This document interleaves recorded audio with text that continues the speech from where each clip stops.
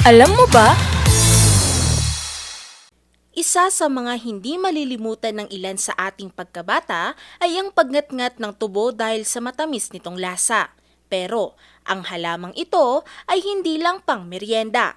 Alam nyo ba na ang tubo ay may malaking papel sa industriya mula sa produksyon ng biofuel hanggang sa paggawa ng alak na rum?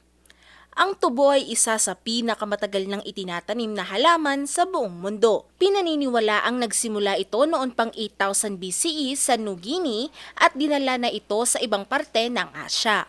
Dito na unang nadiskubre ang proseso ng paggawa ng asukal mula sa katas nito.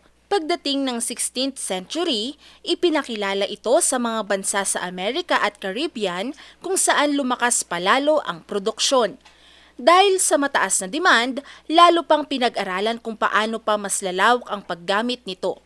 At sa kasalukuyan, nadiskubre rin ng iba't ibang gamit ng sugarcane. Isa na rito ang biofuel na nagagamit bilang alternatibo sa gasolina at diesel.